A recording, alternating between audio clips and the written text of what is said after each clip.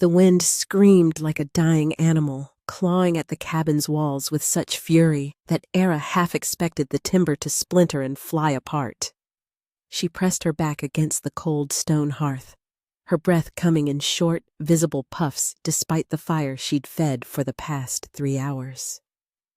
The blizzard had descended without warning, transforming the forest into a white hell where visibility ended at the edge of her porch.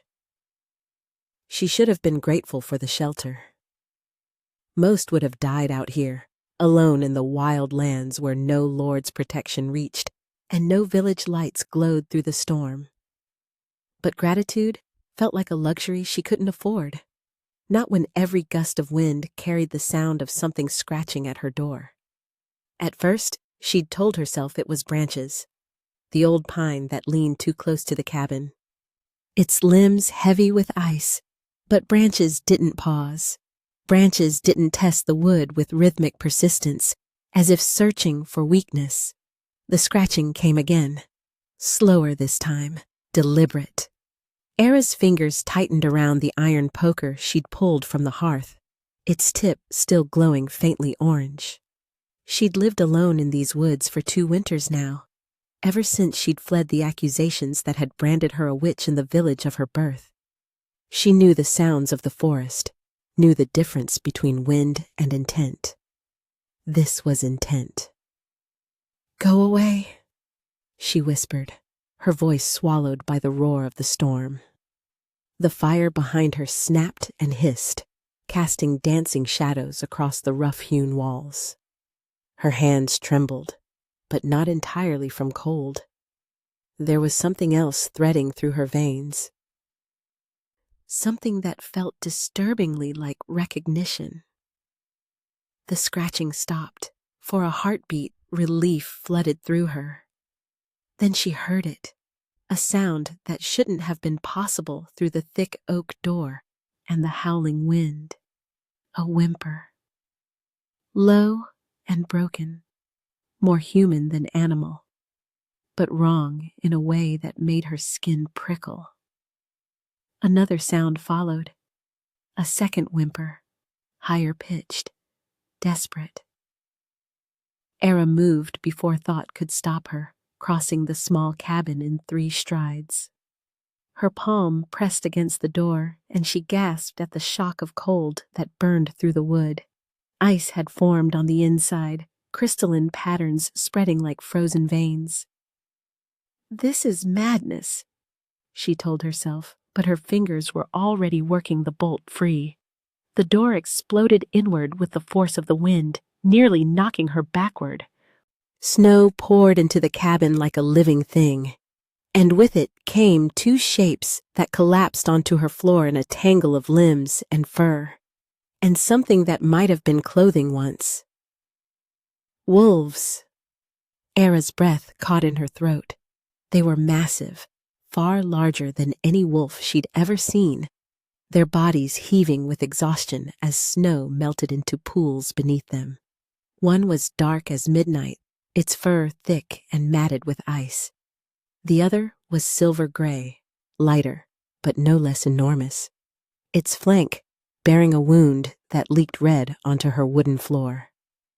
She should have been terrified, should have raised the poker, should have driven them back into the storm where creatures like this belonged.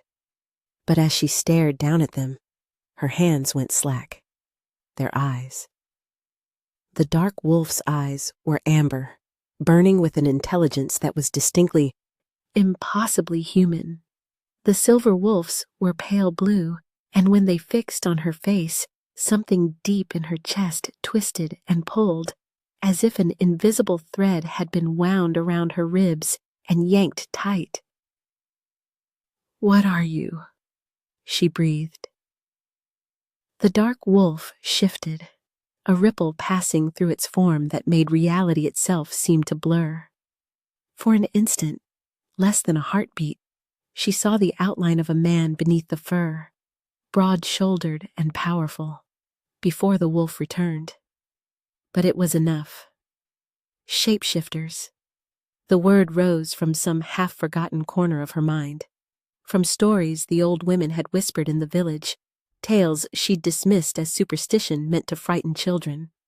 The silver wolf whimpered again, and Era's gaze snapped to the wound on its side. Deep, too deep. The blood was coming faster now, spreading across the floor in a dark pool that reflected the firelight. She moved without thinking, dropping to her knees beside them. The dark wolf's lips pulled back in a warning snarl, revealing teeth that could crush bone. But Era ignored it. Her hands hovered over the silver wolf's wound, and she felt heat rising from its body, fever or something else she couldn't tell.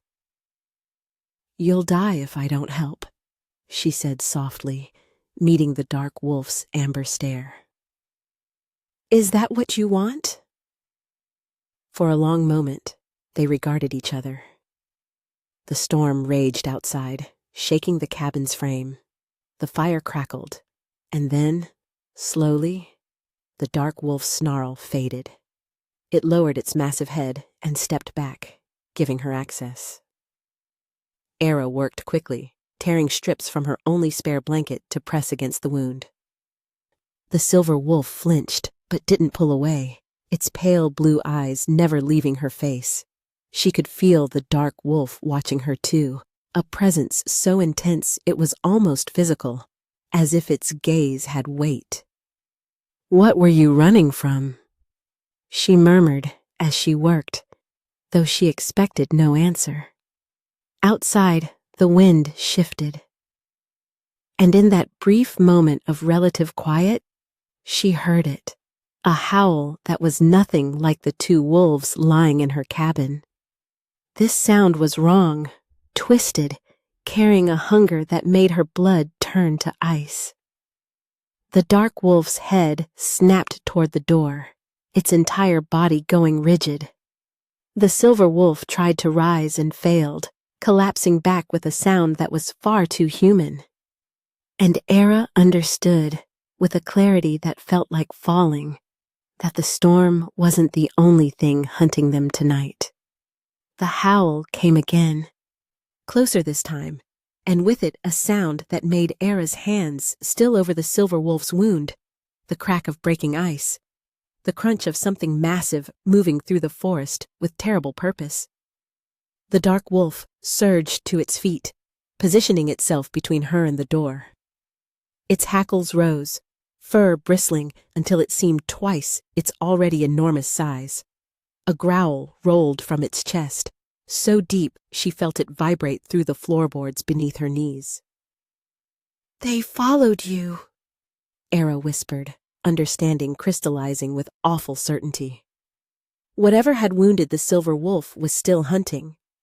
The silver wolf made a sound, half whimper, half growl, and she felt its body tense beneath her bloodied hands. It was trying to rise again, trying to stand despite the wound that should have killed it already. "Don't," she said sharply. Pressing down on its shoulder, the wolf's head whipped toward her, those pale blue eyes blazing with something between fury and desperation. But it obeyed, sinking back to the floor with a shudder that racked its entire frame. The scratching started again, different now. Not tentative exploration, but violent assault. Something was tearing at her door with claws that shrieked against the oak, gouging deep into wood that had weathered 2 decades of storms. Era's heart hammered against her ribs. The cabin had only one door, one small window shuttered against the blizzard. If whatever was outside got through. The dark wolf's growl intensified, and then it did something that stole the breath from Era's lungs. It shifted. The transformation was nothing like the stories. There was no elegance to it, no magical shimmer of light. Instead, reality seemed to tear itself apart and reform. Bones cracking and reshaping with sounds that made her stomach lurch. Fur receded into skin, limbs elongated, and in the space between one heartbeat and the next, a man knelt where the wolf had been. He was naked, his body a landscape of scars and lean muscle that spoke of violence survived. Dark hair fell past his shoulders, still wet with melted snow, and when he turned his face toward her, Era forgot how to breathe. He was beautiful in the way that storms were beautiful. Terrible and overwhelming and impossible to look away from. "Bar the door," he commanded, his voice rough as gravel, carrying an accent she couldn't place. "Now." Era moved on instinct, scrambling to her feet and seizing the heavy wooden beam that leaned against the wall. She'd never needed it before. There was nothing in these woods that could threaten her, or so she'd thought. Her hands shook as she lifted it, muscles straining, but she managed to slot it into place just as something slammed against the door from outside. The impact rattled her teeth. The beam held, but barely. "That won't stop them long," the man said, rising to his feet with a predator's grace. He moved to the hearth without shame or hesitation, pulling on clothes that hung from pegs near the fire. Her father's clothes, left behind when she'd fled. They were too small for his frame, the shirt straining across his shoulders, but he didn't seem to notice. "Them?" Era's voice came out hoarse. "How many?" "3. He turned to face her fully, and she saw his eyes clearly for the first time.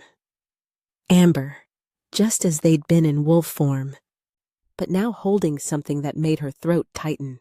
Calculation, desperation, and beneath it all, something that looked disturbingly like possessiveness. "Maybe 4. Rogues from the northern packs. They've been tracking us for 3 days. "Why?" His jaw tightened. "Because we're worth something to the right buyer." His gaze flicked to the silver wolf still lying on her floor, now surrounded by a spreading pool of blood. "Especially him." Another impact shook the door. Wood splintered. "Him?"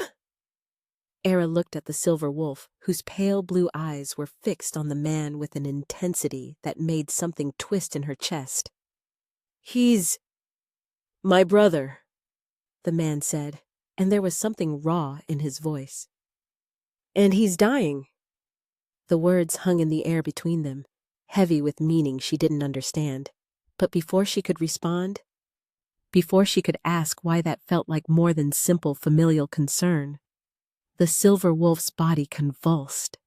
Era dropped to her knees beside it again, her hands moving to staunch the fresh flow of blood. The wound was worse than she'd thought, deeper, and now she could see something dark spreading from its edges, not infection, but something else, something that looked like ink spreading through water. "What is that?" she demanded. "Poison." The man was beside her in an instant, his hand hovering over his brother's wound, but not touching, as if contact would hurt more than help. "Silverthorn. Burns through shifters like acid through flesh." Era's mind raced. She'd foraged these woods for 2 years, learned every plant and root and flower that grew in the shadow of the pines. Silverthorn was rare, toxic to humans in large doses, but she'd used small amounts for fever reduction. She'd never known it was poison to shapeshifters. "I might be able to draw it out," she heard herself say. "If I have time." The door shuddered again. A crack appeared in the oak, splitting down the center. The man's hand shot out and gripped her wrist, his touch searing hot against her frozen skin. She gasped at the contact, at the shock of sensation that raced up her arm and settled somewhere deep in her chest. "You would help us." His amber eyes searched her face with an intensity that felt invasive, as if he could see straight through to her bones. "We're monsters." Abominations. That's what your kind calls us. My kind, Era said softly, called me a witch and tried to burn me alive. Something shifted in his expression. The door cracked further, and in that moment, with his hand burning against her wrist and the world falling apart around them, he smiled, sharp and feral and devastating. Then we're all damned together, he said. Era tore her wrist free and moved to the small cabinet wedged against the wall, her fingers flying over bottles and dried herbs with practiced efficiency. The cabin shook with another impact, dust raining from the rafters, but she forced herself to focus. Silverthorn poisoning. She'd need yarrow root to slow the spread, witch hazel to draw out toxins, and... "What's your name?" The man's voice cut through her racing thoughts. "Does it matter?" She grabbed a clay bowl, began crushing dried yarrow with the heel of her palm. "I want to know the name of the woman who's either going to save my brother or watch us all die together." Despite everything, the splintering door, the howls outside, the impossible reality of shapeshifters bleeding on her floor, Era almost laughed. "Era," she said. "My name is Era." "Kael." He crouched beside his brother again, his hand finally settling on the silver wolf's head with a gentleness that seemed at odds with his brutal appearance. "And this is Kieran." The silver wolf, Kieran, made a sound that might have been acknowledgement or pain. His pale blue eyes had dimmed, the intelligence in them flickering like a candle in wind. "How long does he have?" Era asked, though she wasn't sure she wanted the answer. "Minutes, maybe less." Kael's jaw clenched. "Silverthorn stops shifters from healing. Every second it's in his system, it spreads." Era's hands moved faster, adding witch hazel bark to the yarrow. Then a pinch of dried nettle to counteract the fever she could feel radiating from Kieran's body. She crushed it all together, added a splash of whiskey from her dwindling supply, and mixed it into a thick paste that smelled acrid and sharp. "Hold him still," she ordered. Kael's amber eyes met hers, something flickering in their depths that might have been surprise. But he obeyed, positioning himself at Kieran's head, his hands firm on his brother's shoulders. Era pressed the paste directly into the wound. Kieran's body convulsed, a howl tearing from his throat that was more human than wolf. His limbs thrashed, claws extending and gouging deep furrows in the wooden floor. Kael held him down with strength that should have been impossible, his muscles straining, his face carved from stone even as his brother screamed. "It's burning it out," Era said, her voice tight. She could see the dark poisons spreading through the paste, the mixture turning black as it drew the toxin from Kieran's flesh. "Don't let him move, or it won't." The door exploded inward. Wood shards flew across the cabin like shrapnel. Era threw herself over Kieran's body on instinct, shielding the wound she'd been treating. Pain lanced across her shoulders where splinters bit deep, but she didn't move, didn't dare interrupt the process happening beneath her hands. Through the shattered doorway, framed by swirling snow and darkness, 3 wolves entered. These weren't like Kael and Kieran. These were wrong, their fur matted and diseased-looking, their eyes holding a madness that made Era's blood freeze. They were larger even than Kael's wolf form, twisted and malformed, as if something had broken inside them and never healed right. Rogues, Kael had called them. Now she understood why. The largest one stepped forward, lips pulled back to reveal yellowed fangs, its gaze fixed on Kieran with hunger that had nothing to do with feeding. Kael moved. One moment he was human, holding his brother. The next he was wolf again, the transformation so fast it blurred, and he was launching himself at the rogues with a snarl that shook the cabin's walls. The fight was savage and immediate. Bodies slammed into furniture, reducing her table to splinters. Claws raked across flesh. Blood sprayed across the walls in dark arcs. Cale fought like something possessed, his jaws closing around one rogue's throat while his claws tore at another. But he was 1 against 3. He was losing. Era's hands pressed harder against Kieran's wound, feeling the paste still working, still drawing out poison. Almost done. Just a few more seconds. The largest rogue broke past Cale, its mad eyes fixed on her. On Kieran. Time seemed to slow. She watched it cross the distance, saw its muscles bunch for the killing strike, saw the exact moment when Cale realized he couldn't reach them in time. Then Kieran moved. The silver wolf surged to its feet beneath her hands, impossibly fast, despite the wound that should have kept him down. He placed himself between Era and the rogue, and when he snarled, the sound carried a fury that made even the mad wolf hesitate. But he was too weak. Era could see it in the way his legs trembled, in the fresh blood flowing from his wound where her paste had been displaced. The rogue lunged. Era didn't think.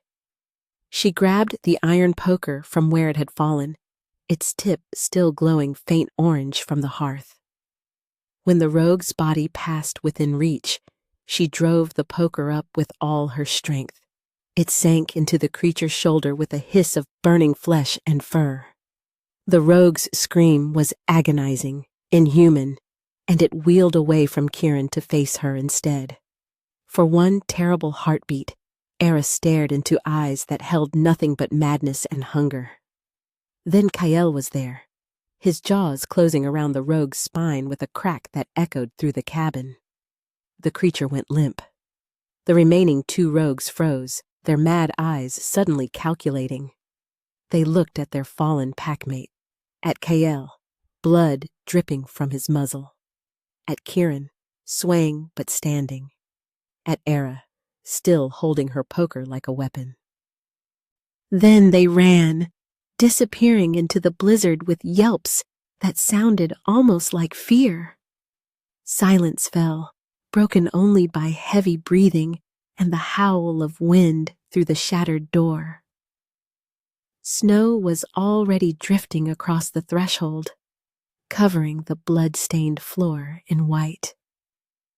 Cale shifted back to human form, his chest heaving.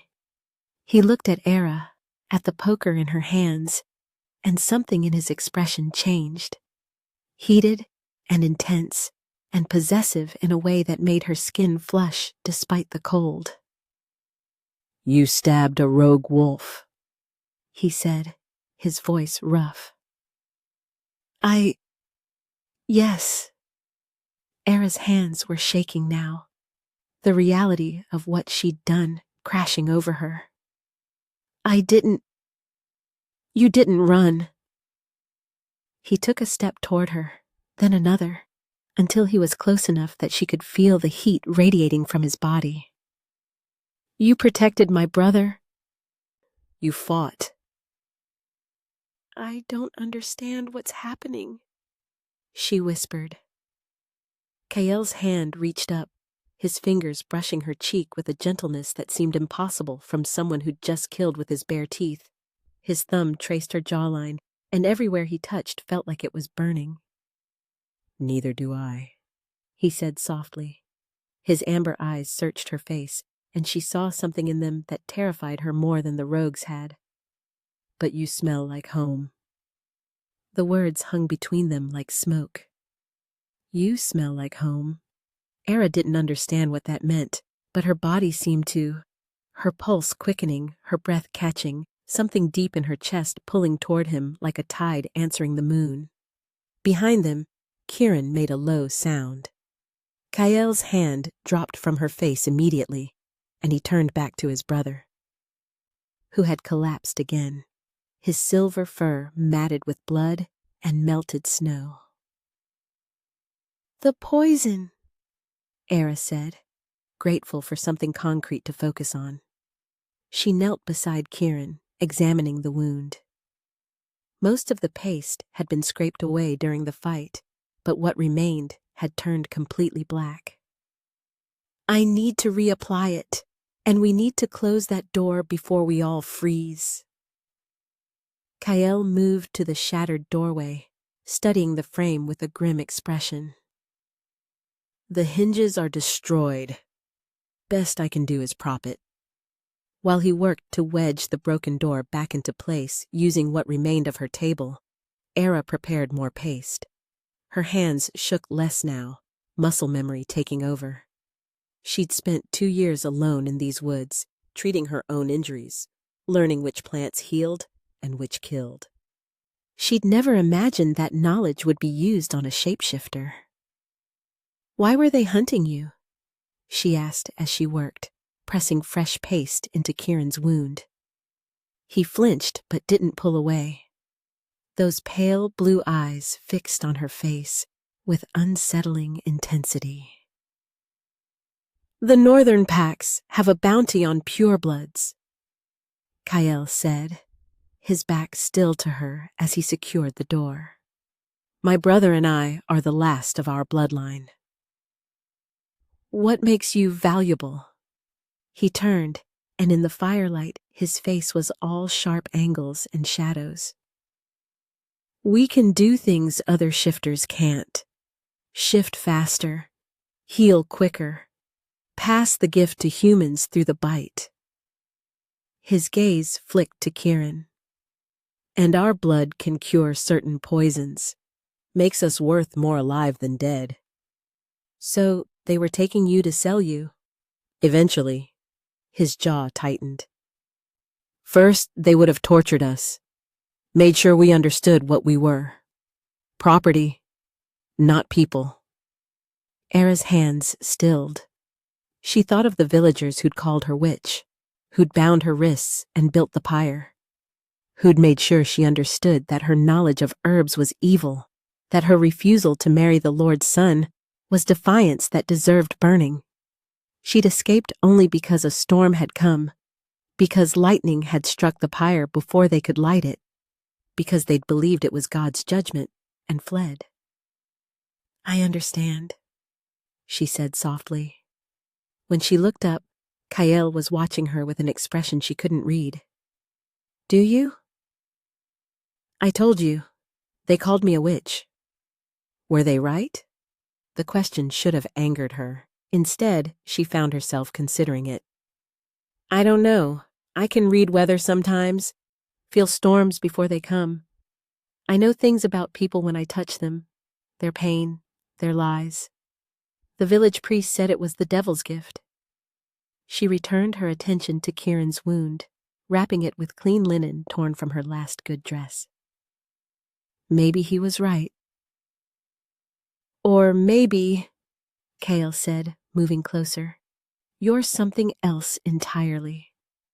Before she could ask what he meant, Kieran shifted. The transformation was slower than Kael's had been, more painful looking, as if his body was fighting the change. But eventually, a man lay where the wolf had been, his skin pale as snow, his silver blonde hair plastered to his skull with sweat and melted ice. He was beautiful in a completely different way than his brother, finer boned, more elegant, but no less dangerous. And when his pale blue eyes opened and focused on Era's face, her breath stopped. You, he whispered, his voice hoarse and broken. His hand reached up, fingers trembling as they touched her cheek. Where Kael's touch had been burning heat, Kieran's was cool as spring water. I dreamed of you. Era's heart hammered. What? Every night for a month. His thumb traced her lower lip, and she felt the touch everywhere, a shock that traveled through her entire body. A woman in the snow, firelight and herbs, Safety. His eyes closed. I thought I was going mad. Kael had gone completely still, his amber eyes fixed on his brother's hand where it touched Era's face. Something flickered across his expression. Recognition, understanding, and beneath it, hunger so intense it stole the air from the room. No, Kael breathed. It can't be. Can't be what? Era looked between them, her pulse racing for reasons she couldn't name. Kieran's eyes opened again, and in them she saw the same intensity, the same possessive certainty that she'd seen in Kael's. You're ours, he said simply. I'm not anyone's, Era said, pulling back from Kieran's touch. But her body betrayed her, skin still tingling where his fingers had been, chest tight with something that felt dangerously close to longing. Kael crossed the distance between them in 2 strides, dropping to one knee beside his brother. Kieran, are you certain? You felt it too. Kieran's voice was weak, but his gaze never left Era's face. When she touched you, when her scent first reached you through the storm. I felt something, Kael admitted, his jaw tight. But this, it's not possible. We've never heard of 2 brothers sharing. Sharing what? Era demanded, her voice sharper than intended. Fear was crawling up her spine, not of them, but of the way her body responded to their proximity, the way some instinct she didn't understand screamed at her to move closer instead of away. Kael's amber eyes met hers, and she saw conflict warring in their depths. A mate bond, it's rare, even among purebloods. A connection between shifter and... He hesitated, and the one meant to complete them. I don't understand. Neither do we, Kieran said softly. He tried to sit up and failed, his face graying with pain. The bond usually forms between one shifter and one mate, never 2. But I've been dreaming of you for weeks, and Kael... He looked at his brother. Tell her what you felt when you first saw her. Kael's hands clenched into fists. Recognition. Like I'd been searching for something my entire life and suddenly found it standing in a doorway covered in snow. His voice dropped to something barely above a whisper. Like coming home after decades of being lost. The words settled over Era like a weight. She thought of the pull she'd felt when their eyes met, the way touching them felt like fire and ice all at once, the inexplicable urge to protect them despite the danger they'd brought to her doorstep. This is insane, she said, but even she could hear the uncertainty in her voice. Yes, Kael agreed. He stood, moving to the hearth to add more wood to the dying fire. Which is why we'll leave as soon as Kieran can travel. The rogues will return with reinforcements, and we've already brought enough trouble to your door. Something sharp twisted in Era's chest at those words. You're still bleeding, she said, her eyes catching on a gash across Kael's shoulder that she hadn't noticed before. Let me see it.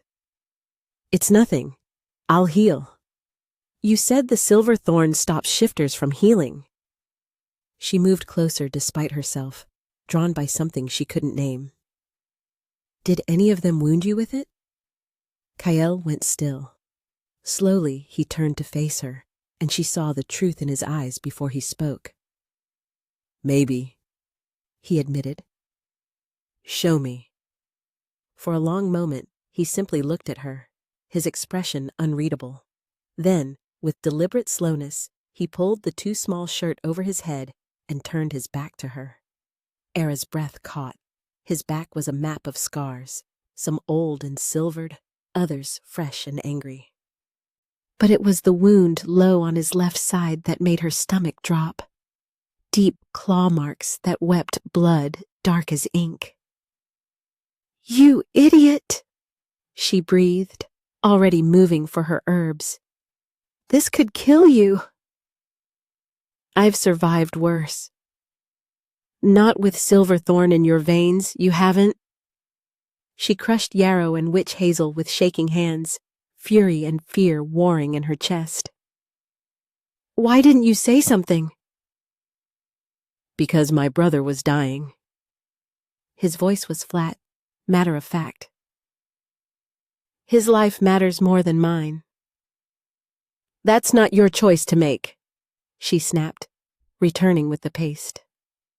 She stood behind him, her hands hovering over his skin, suddenly aware of how close they were, of the heat radiating from his body, of the way his muscles tensed beneath her gaze. "This will hurt," she warned. "Everything hurts," he said. "Do it." She pressed the paste into his wounds and felt him go rigid beneath her touch. But he didn't make a sound, didn't flinch, even as the poison burned its way out of his flesh and the mixture turned black against his skin. Her fingers traced the edges of the wound without thinking, checking for any poison she'd missed. His skin was fever hot, impossibly smooth despite the scars. She could feel his heartbeat through his back, fast and hard, matching the rhythm of her own. "Era," he said, his voice rough. "Almost done." "Era." He turned suddenly, catching her wrist in his hand. They were inches apart now, close enough that she could see gold flecks in his amber eyes, could smell forest and smoke and something wild on his skin. "You need to understand what this means. If the bond is real, if you truly are our mate, then every rogue, every bounty hunter, every enemy we've ever made will come for you." "To get to you," she whispered. "To use you." His grip tightened. "To break us." From the floor, Kieran's weak voice cut through the tension. "They're already coming back. I can hear them." The howls started low and distant, but they were growing closer. Not 3 wolves this time. More. Many more. Kyle released Era's wrist and moved to the broken door, his body coiled tight as a drawn bow. "How many?" he called to Kieran. 6, maybe 7. Kieran had managed to prop himself against the wall, his face drawn with pain and effort. "They brought the rest of the pack." "We can't fight that many," Kyle said, his voice grim. "Not with you wounded and me." He touched his side where Era had treated the poison, the paste still black against his skin. "Then we run." Kieran tried to stand and collapsed immediately, a sound of frustration tearing from his throat. "You can barely shift," Kyle shot back. "Running isn't an option." Era's mind raced. The cabin had no back door, no hidden exit. The window was too small for the men to fit through, and even if they could, Kieran couldn't run. They were trapped, and the rogues knew it. "There's a root cellar," she said suddenly. "Beneath the floorboards. It's small, but—" "They'll smell us anywhere in this cabin," Kyle interrupted, "and they'll tear it apart board by board until they find us." "Not if I give them something else to chase." Both brothers turned to look at her. Kyle's expression darkened immediately. "No, you don't even know what I'm suggesting." "I know that look." He crossed to her in 3 strides, his hands gripping her shoulders with enough force to bruise. "Whatever you're thinking, the answer is no." Era met his amber eyes without flinching. I can lead them away, into the forest. I know these woods better than anyone. I've survived here alone for 2 years. They'll follow me, and you can escape with Kieran. Absolutely not. His voice was low and dangerous, vibrating with barely contained fury. You think I would let you sacrifice yourself for us? It's not your choice, she said quietly. Something flickered across his face, shock, then anger so intense she could feel it radiating off him in waves. You are our mate. That makes it exactly my choice. I'm not your anything, she snapped, trying to pull away. His hands tightened, holding her in place. I'm a woman you met an hour ago. You don't get to make decisions for me. KL. Kieran's voice cut through the tension, sharp despite his weakness. She's right. Kael's head whipped toward his brother. What? She knows the forest. We don't. Kieran's pale blue eyes were clear now, lucid despite the pain she knew he must be feeling. And if they take us, they'll eventually find her anyway. This way, at least one of us survives. I won't leave either of you, Kael growled. The howls were closer now, close enough that Era could hear individual voices in the chorus, could count at least 8 distinct calls. You have to, Era said softly. She reached up and touched his face, feeling the rough stubble beneath her palm, the heat of his skin. If this bond is real, if I truly am meant to be yours, then trust me. Trust that I can do this. Kael's jaw clenched beneath her hand. For a moment, she thought he would refuse, would rather die fighting than let her go. Then, slowly, his forehead dropped to rest against hers. If you die, he whispered, his breath warm against her lips, I will burn this entire forest to ash. Then I'd better not die. She pulled away before he could stop her, moving to the small chest where she kept her winter gear. Heavy cloak, lined boots, gloves.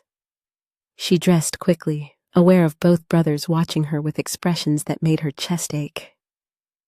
There's a cave system 1/2 mile north, she said, pulling the cloak tight.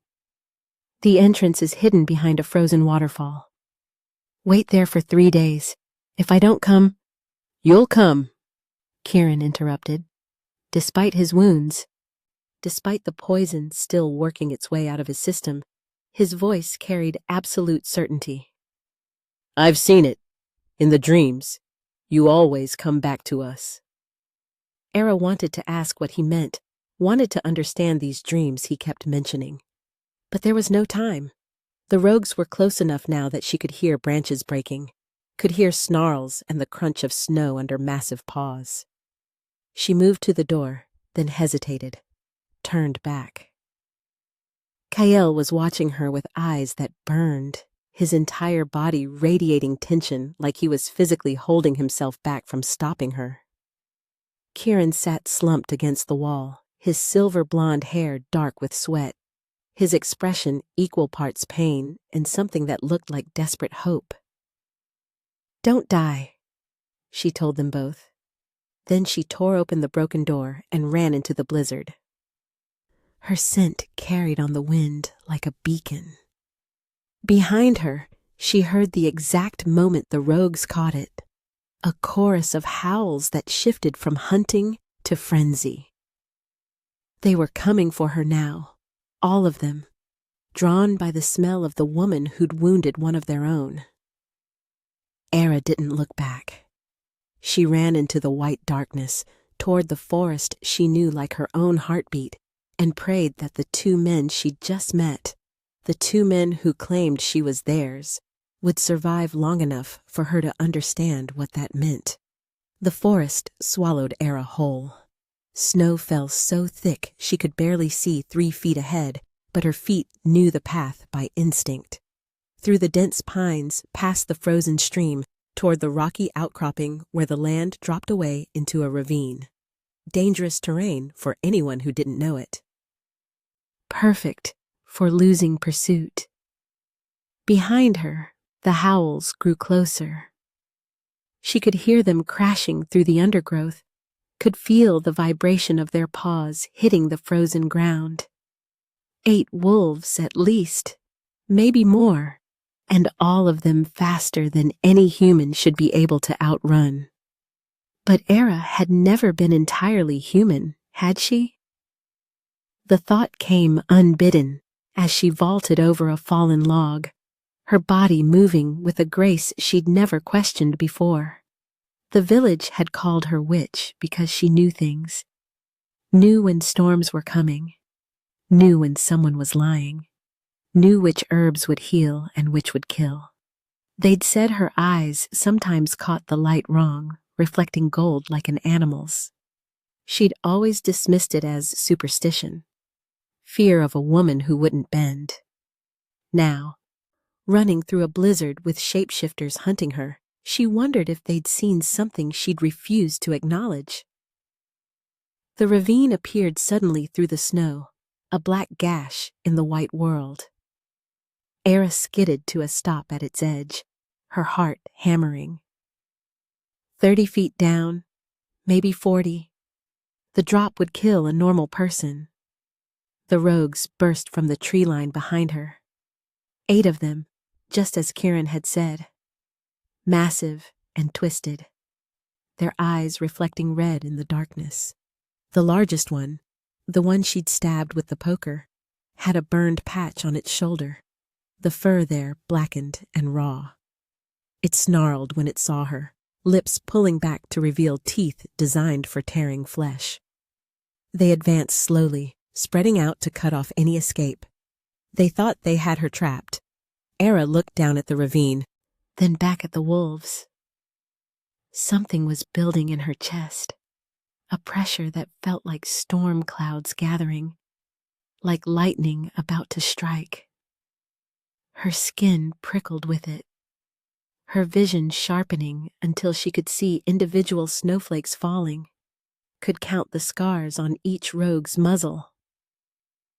"I know what you want," she called out, surprised by how steady her voice sounded. "The brothers, the purebloods, but they're gone. You won't find them." The largest rogue shifted, bones cracking and reforming until a man stood in the snow. He was scarred and wild-looking, his eyes still holding that reddish gleam. "Then we'll take you instead," he said, his voice rough as gravel. "See how fast they come running when we start breaking pieces of their mate." The word hit her like a physical blow. Mate, they knew. Somehow, they'd sensed the bond before she'd even understood it existed.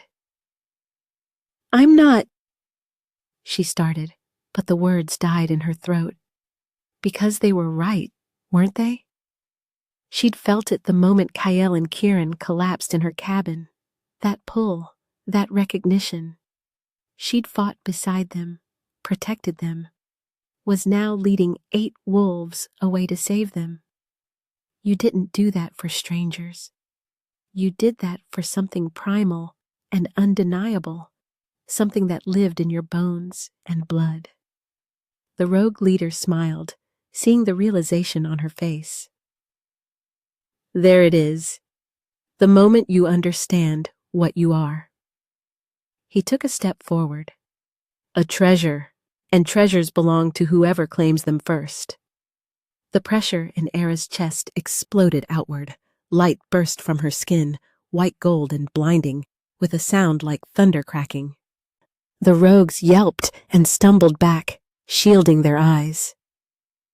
Era stared at her hands in shock. They were glowing, radiant as sun on snow, power flowing through her veins like liquid fire. "What?" she breathed. Then the memories came flooding back. Not her memories, older ones, buried deep. Her mother, who died when Era was 3. Her mother, who the village had whispered was found in the forest with no memory of where she'd come from. Her mother, whose eyes had sometimes reflected gold in firelight. Her mother, who had never been entirely human. Luna bloodline, the rogue leader whispered, and now there was fear mixing with the hunger in his eyes. Impossible. The last of them died decades ago. Luna. The word resonated in Era's chest like a bell being struck. Female alpha. Born, not made. Rare beyond measure. And suddenly, so many things made sense. The way she'd always known the forest's secrets. The way animals never attacked her, even predators. The dreams she'd had as a child of running on 4 legs through moonlight. The reason 2 pureblood brothers could share a mate bond with her, because she was strong enough to complete them both. The light around her hands intensified, and Era felt something shifting beneath her skin. Not painful, but strange and right, like stretching muscles she'd forgotten she had. "Stay back," she warned, but the rogues were already moving, desperation overriding fear. They rushed her as one. Era jumped backward off the ravine's edge, and as she fell, she finally stopped fighting what she was. The transformation happened mid-fall. One moment Era was human, arms outstretched, the ravine's rocks rushing up to meet her. The next, her body was tearing itself apart and reforming, bones reshaping, fur sprouting, senses exploding into hyperfocus.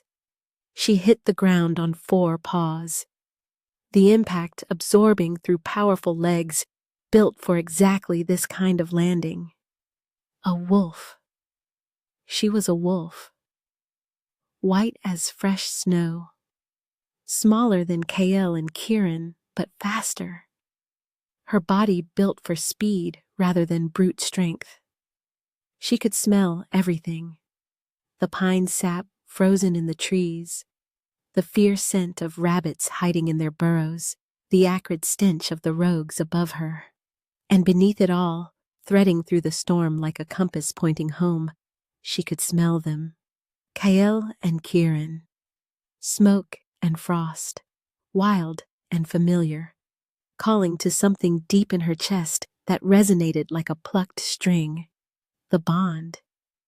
She could feel it now, fully and completely. 2 threads of light connecting her to them, pulsing with their heartbeats, carrying their emotions. Kael's fury and fear. Kieran's pain and desperate hope. They were still in the cabin.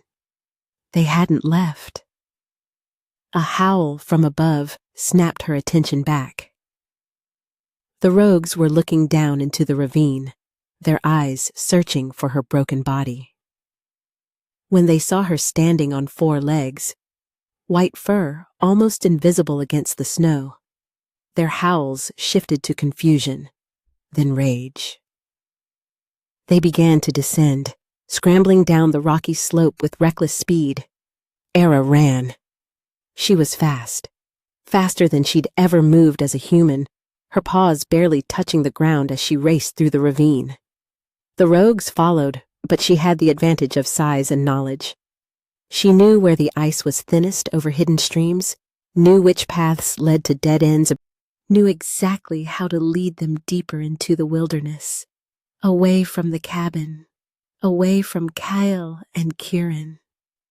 She ran until her lungs burned, until her paws ached, until the rogues' howls grew distant and confused. Then she found what she was looking for. A narrow crevice between 2 massive boulders, barely wide enough for her smaller wolf form to squeeze through. She pushed inside just as the fastest rogue rounded the bend behind her. It slammed into the opening, too large to follow, its jaws snapping inches from her tail. She pressed deeper into the crevice, emerging on the other side into a small hollow protected from the wind. The rogues circled the boulders, snarling and clawing, but they couldn't reach her. Eventually, frustrated, they would leave to search elsewhere. She just had to wait. Era curled into herself, her white fur blending with the snow-covered ground, and focused on the bonds thrumming in her chest. Kael's thread pulsed with urgency. He was moving, carrying something heavy. Kieran. They were finally leaving the cabin, heading toward the cave she'd told them about. Relief flooded through her, and she felt the emotion travel down the bond. A moment later, something came back from Kael. Shock, then wonder, then fierce possessiveness that made her entire body flush with heat, even in wolf form. He could feel her. The bond went both ways. She didn't know how long she waited in that hollow, listening to the rogues search and eventually give up, their howls fading into the distance. The blizzard was easing now, the snow falling lighter, the wind dying to a whisper. When she was certain they were gone, Era squeezed back through the crevice and began the journey north. Her body knew the way without conscious thought, following those golden threads that connected her to Kael and Kieran like a lifeline. Through the forest, past frozen streams, over rocky terrain that should have been impassable in the storm. The cave entrance appeared just as dawn began to break, weak sunlight filtering through the clouds. The frozen waterfall she'd described hung like a curtain of ice over the opening, beautiful and treacherous. She shifted back to human form without meaning to, her body responding to her will as naturally as breathing. One moment she was wolf, the next she was standing naked in the snow, shivering violently, her skin marked with scratches and bruises from the run. She pushed through the ice curtain into darkness. Era. Kael's voice, rough with emotion. Then his arms were around her, impossibly warm, his cloak wrapping her frozen body. She felt Kieran's presence too, weaker, but there, his cool hand touching her hair. You came back, Kieran whispered. Just like I saw. I'm a wolf, Era said, and started laughing, the sound edged with hysteria. I'm a wolf, and you're wolves, and this is ours, Kael said fiercely, his arms tightening. You're ours, and we're never letting you go. The cave was shallow but dry, warmed by a small fire Kael must have built. Kieran lay near it, still pale but breathing steadier, his wounds wrapped in strips torn from his own shirt. When Era met his pale blue eyes, she saw something that made her breath catch. Pride, possessiveness, and relief so profound, it hurt to witness. Luna, he said softly. I should have known. Your scent always carried moonlight. Kael's hands were shaking where they gripped her, tension radiating through his entire body. You could have died, he said against her hair. You jumped off a ravine. I felt it through the bond, the fall, the fear. I had to. Era pulled back enough to look at him, seeing raw emotion carved into every line of his face. They would have killed you both. And you think your death would have been better? His voice cracked. You think we could survive losing you before we've even... He stopped, jaw clenching. Before you've even what? She whispered. Kieran answered when his brother couldn't. Claimed you, marked you, made the bond permanent.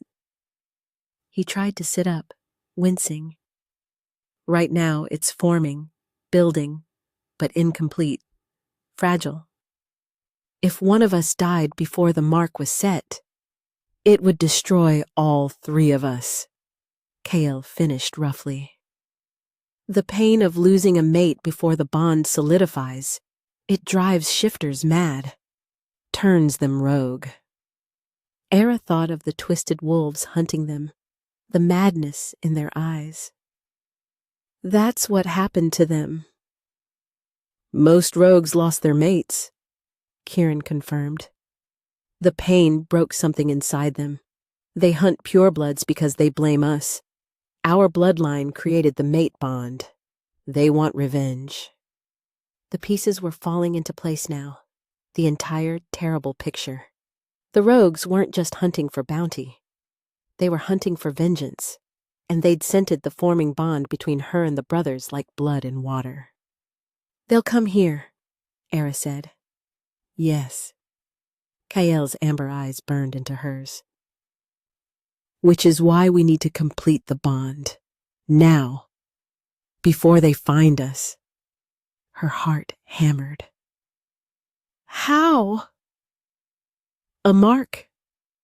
His hand moved to her throat, fingers tracing her pulse point with devastating gentleness. Here. Where everyone can see what you are, who you belong to. And who belongs to me? She said, surprising herself. Something blazed in Kael's expression. Yes. Both of you. She looked between them. Kael, all fierce strength and burning intensity. Kieran, elegant and otherworldly despite his injuries. I can feel it. The bond wants both of you. I don't understand how it's possible, but... Luna bloodline, Kieran said. Strong enough to anchor two purebloods. It's happened before, centuries ago. Twin brothers and a Luna. They created an entire pack dynasty. Until they were hunted to extinction. Kael added darkly. If word spreads about what you are, what we could build together, then we don't let word spread.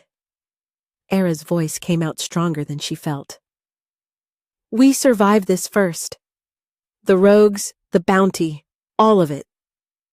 Then we figure out the rest. Kael's thumb pressed against her pulse. The mark will hurt. It's not gentle. I jumped off a cliff and turned into a wolf for the first time mid-fall, she said. I think I can handle some pain.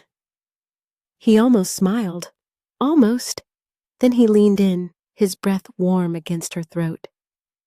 Tell me you want this, that you choose this, choose us. The bond thrummed in her chest, golden and right, connecting her to both of them with threads that felt like coming home. She thought of her cabin burning to nothing, of the village that had tried to kill her, of 2 years alone in the wilderness. She'd survived all of it. She'd survived because she was strong enough to stand alone. But maybe, she thought, she didn't have to anymore. I choose you, she whispered. Both of you. Kael's teeth found her throat. The bite was sharp and burning, his canines elongating to pierce deep. But beneath the pain was something else. Pleasure that rolled through her in waves. The bond suddenly blazing to life like wildfire.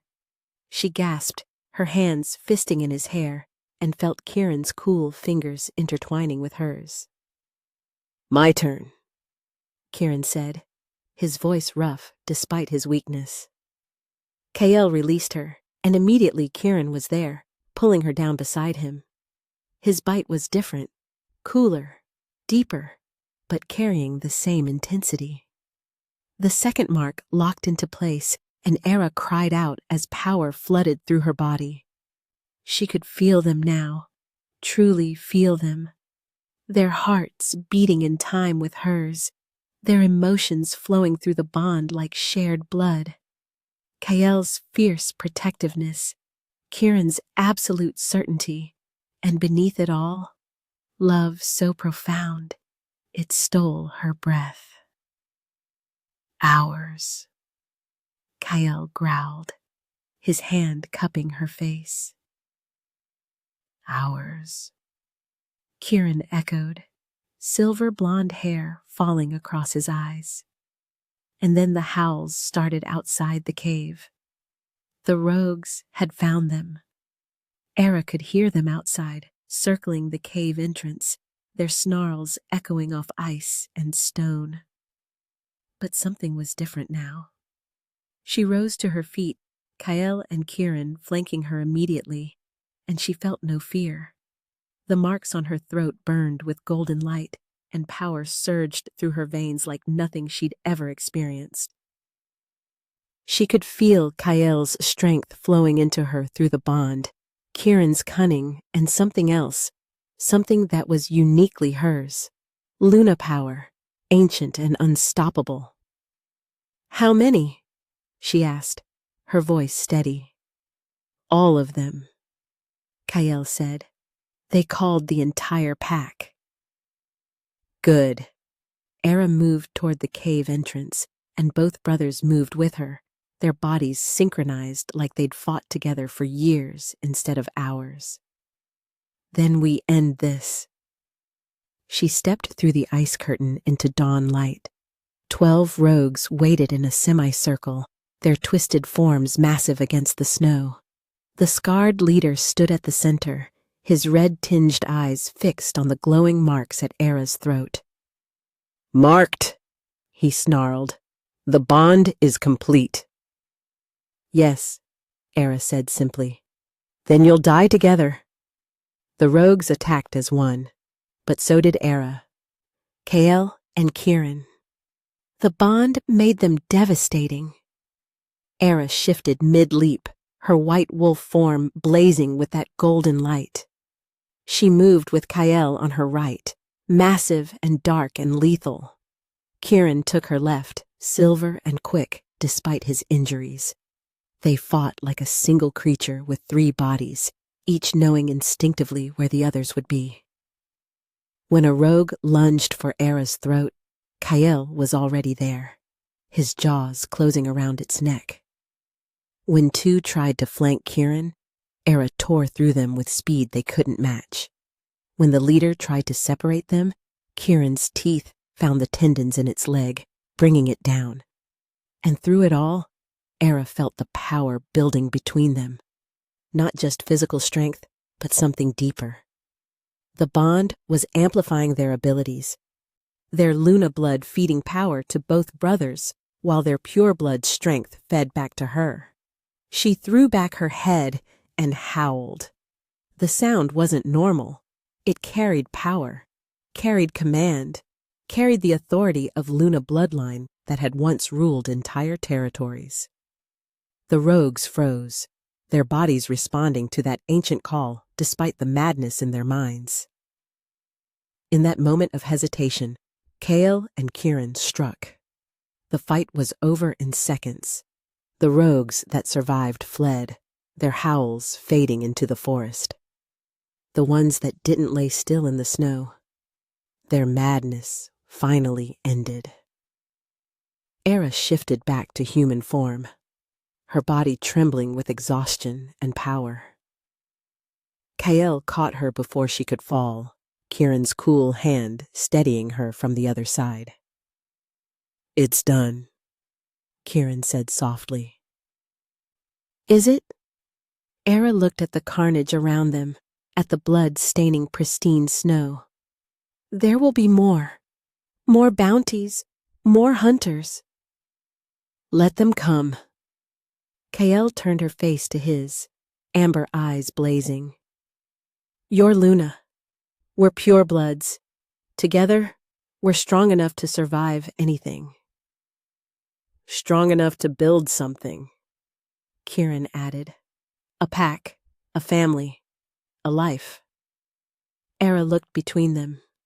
These 2 men who were hers, who she'd known for less than a day, but who felt like they'd been carved from her soul.